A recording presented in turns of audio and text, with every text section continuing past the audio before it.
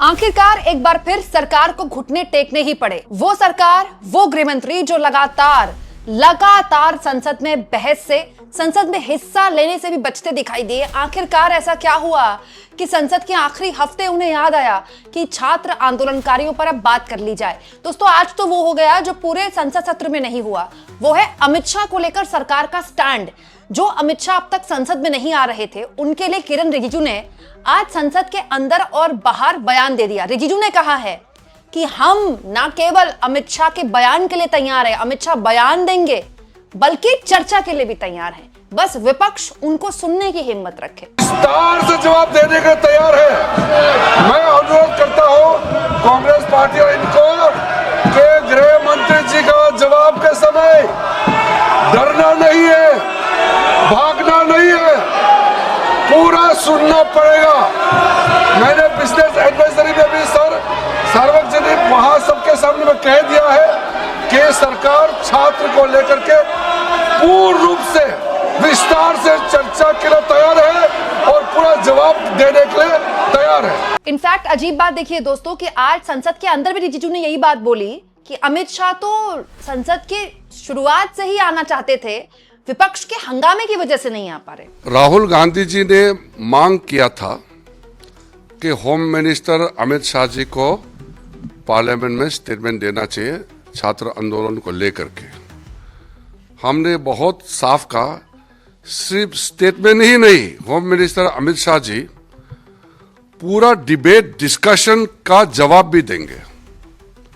और हमने अभी बिजनेस एडवाइजरी कमेटी का बैठक में कह दिया है कि छात्र आंदोलन को लेकर के सरकार पूरी तरह फुल फ्लेज डिस्कशन के लिए तैयार है और एक एक पॉइंट को जवाब देने के लिए तैयार है और विपक्ष हंगामा करके डिस्टर्ब नहीं करना चाहिए। तो हमने अपना ऑफर दे दिया है। अब कांग्रेस और समाजवादी ऑपोजिशन पार्टी में कुछ मतभेद है, आपस में कुछ मतभेद है, वो सुलझा ले। हम तो चर्चा के लिए, छात्र का मामले है, हम चर्चा के लिए तैयार है। अब दोस्तों, ये स्टैंड अचानक से कैसे पलटा? क्योंकि अभी तक तो अमित शाह की गैर मौजूदगी पर जब भी रिजिजू से सवाल पूछा जा रहा था तो वो यही कह रहे थे कि उनके मंत्रालय का जिक्र होगा, उनके मंत्रालय का सवाल होगा या उनके मंत्रालय का बिल होगा तो वो आएंगे। यहां तक भी बीजेपी के सांसदों ने कह दिया था कि राहुल गांधी जो है वो लोकसभा अध्यक्ष नहीं है, वो डिसाइड नहीं करेंगे कौन आएगा कौन नहीं आएगा, वो डिसाइड नहीं करेंगे कौन बोलेगा कौन नहीं बोलेगा। तो ये अचानक से हृदय परिवर्तन कैसे हुआ है? दोस्तों, हृदय परिवर्तन की कई वजह है। सबसे बड़ी वजह है आज झारखंड के रांची में हो रहा प्रदर्शन। दोस्तों, आप जानते हैं आज झारखंड के रांची के प्रदर्शन का 17वां दिन है और आज विधानसभा घेराव किया बहुत बड़े लेवल पर छात्रों ने।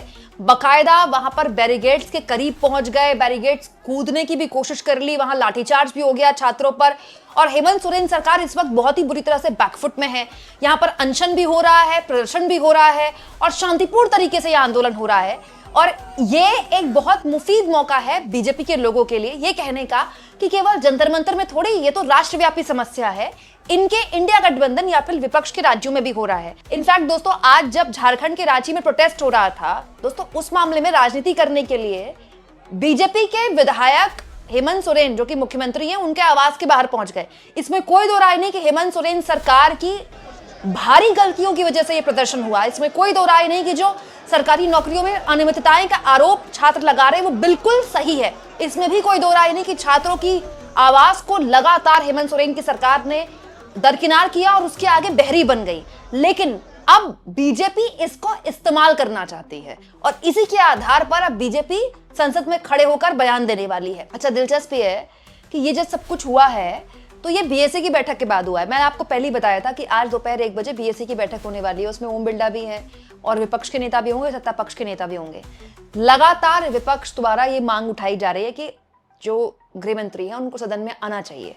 तो उसको लेकर अभी किंतु परंतु वाली स्टैंड पर थी सरकार। लेकिन जो यहाँ बीएसए की बैठक में बात हुई है उसमें यह भी हुआ है कि हमको छात्रों के आंदोलन पर भी बहस करवानी है, अमित शाह का बयान चाहिए और हमको राम मंदिर में चंदा चोरी पर भी बयान चाहिए।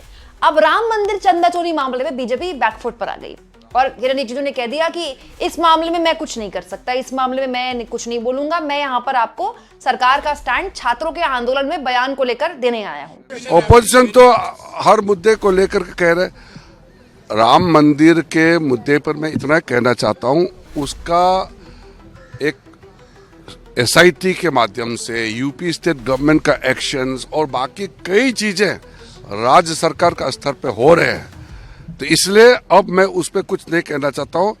मैं अभी सिर्फ एक साफ सरकार का जो स्टैंड है उसको बताने के लिए आया हूँ कि छात्र का विषय, छात्र का आंदोलन से जुड़े हुए जो भी गतिविधि हुए हैं उस पर चर्चा के लिए सरकार तैयार है। अब बड़ा सवाल ये कि क्या होगा। देखिए, मंगलवार, बुधवार, बृहस्पतिवार, अभी भी 3 दिन है। अमित शाह संसद में आज ही आ सकते हैं, बयान दे सकते हैं और उस बहस में सब हिस्सा ले सकते हैं। राहुल गांधी भी बोल सकते हैं, सत्ता पक्ष के लोग भी बोल सकते हैं। सरकार के पास बोलने के लिए बहुत कुछ है, विपक्ष के पास भी बोलने के लिए बहुत कुछ है। लेकिन पॉइंट ये कि इन आखिरी 3 दिनों में ही क्यों? सरकार जानती थी कि वो डेडलॉक खत्म कर सकती है, तो फिर आखिरी हफ्ते के 3 दिन के लिए क्यों? किस चीज का इंतजार किया जा रहा था? क्या झारखंड के रांची में बेकसूर और मासूम छात्रों के ऊपर पॉलिटिक्स करने की तैयारी की जा रही है, या फिर ये एक ऐसा कदम उठाया गया जो मजबूरी में उठाया गया? दोस्तों, अमित शाह लगातार बोल रहे हैं संसद के बाहर। वो पुडुचेरी में कार्यक्रम में संबोधित कर रहे हैं तो बोल रहे हैं, बीजेपी के कार्यक्रमों में, तिरंगा यात्रा में उनकी अपीयरेंस है, वो सोशल मीडिया में भी एक्टिव हैं, वो संसद में आ भी रहे हैं, लेकिन वो संसद की कार्रवाई में शामिल नहीं हो रहे, जिसकी वजह से उनकी काफी किरकिरी हो रही है। विपक्ष इस नैरेटिव को बनाने में कामयाब रहा है अब तक कि अमित शाह सदन में नहीं आ रहे क्योंकि वो डरते हैं। अमित शाह सदन में नहीं आ रहे क्योंकि उनके पास कोई जवाब नहीं है कि आखिर पुलिस ने 20 जुलाई को दिल्ली की सड़कों पर क्यों किया।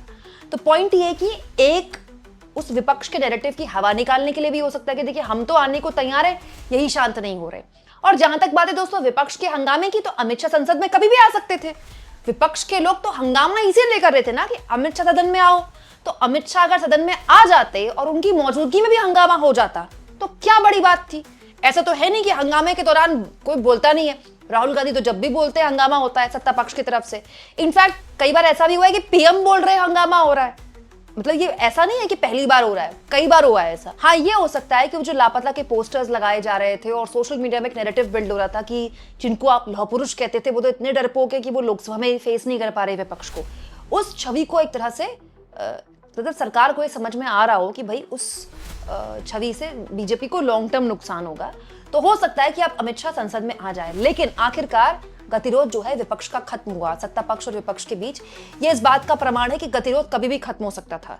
ये बात जो रिजिजू आज बोल रहे हैं उनको पहले हफ्ते ही बोल देनी चाहिए थी। खामखा सरकार ने इस गतिरोध को इतना लंबा चलाया। अब बड़ा सवाल ये दोस्तों कि इस बहस में क्या होगा जब अमित शाह बयान देंगे, क्योंकि अब सरकार कह रही है हम तो बहस के लिए भी तैयार है। तो क्या ये जवाब देंगे कि नेम प्लेट पुलिस वालों ने क्यों हटाई 20 जुलाई को? आखिर क्यों टीयर गैस छोड़ी गई? किसके कहने पर 19 साल के एक बच्चे की एक आंख को हमेशा के लिए नुकसान पहुंचा दिया गया? कैसे अमित शाह की पुलिस ने महिलाओं को, जेनजी लड़कियों के साथ जो व्यवहार किया उसको कैसे जस्टिफाई करेगी सरकार?